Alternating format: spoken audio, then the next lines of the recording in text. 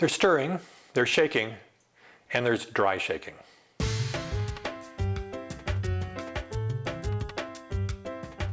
Welcome to the Cocktail Spirit from Small Screen Network. I'm your host, Robert Hess. We're doing a set of episodes on ways you can improve the cocktails you make, whether you're at a bartender at a professional bar, or you're home mixologist making drinks for your friends. Now, sometimes when you're making a drink, you really need to build up a froth.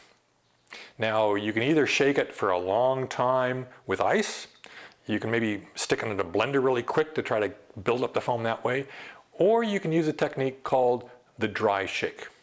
Now, the dry shake was first created by Chad Solomon at the Pegu Club in New York, basically to solve a problem he was having. He had recently really hurt his back badly, and he was having trouble shaking those big chunks of ice for a long time, and so he started dry shaking so he didn't have to have the heavy ice in the shaker all the time, and found out it really worked well for making drinks such as the Ramos Gin Fizz, which I'm going to demonstrate today.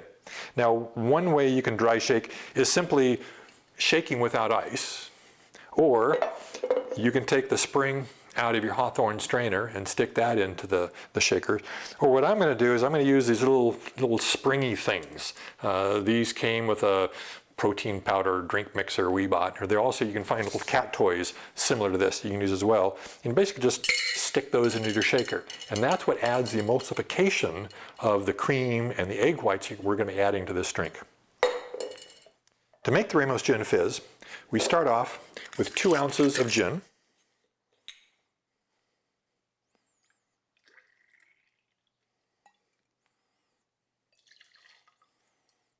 followed by 1.25 ounces of simple syrup,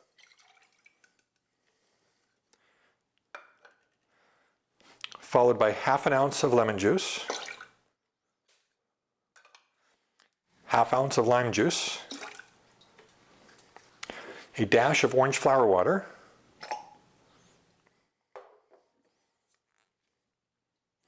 and to this I'm going to add 1 ounce of cream.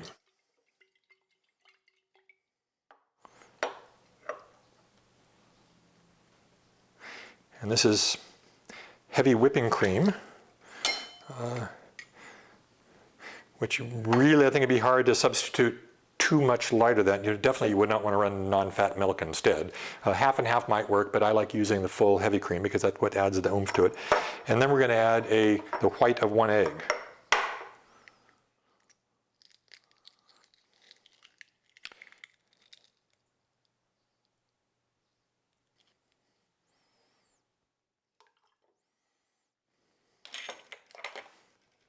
Now those are all the ingredients we have. Now we're going to add that to our shaker that just has a little springy guy inside there. And now we're going to shake. Now, one of the problems we're going to have that's going to be different here is that because of the emulsification going on, we're actually going to get a slight pressure buildup. So this can get slightly messy. So you need to make sure you hold it tight.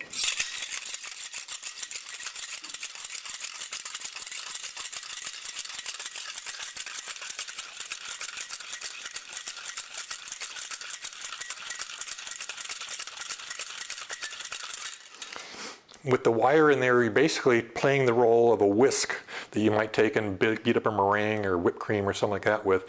In the old days, that Ramos Gin Fizz was made by basically passing the shaker from one boy to the next in the room until like 20 minutes later, so the story goes, you ended up with a good frothy drink. I'm not going to shake this for 20 minutes, so don't worry.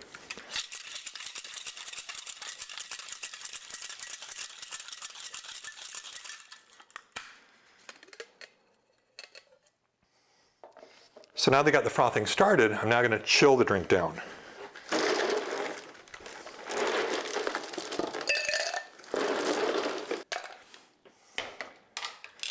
First I'm going to remove the wire.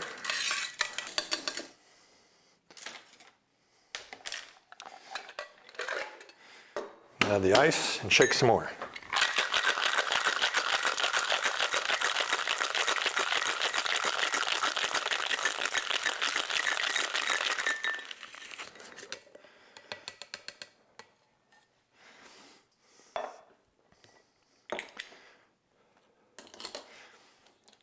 Now when I'm going to strain this into a champagne flute, just because it's got the same general shape, nice tight shape, that the small Collins glass you might use with.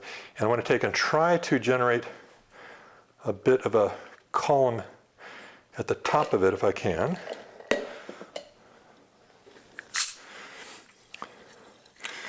And we top this off with club soda. Notice how it's just starting to peek out over the top. Almost like a souffle. Many people, if you do it just right, you can actually build that column up quite a bit. We're now going to garnish this with just a couple of straws. And there we have the Ramos Gin Fizz, illustrating a technique called the dry shake, which you might be able to use in some of the cocktails that you make.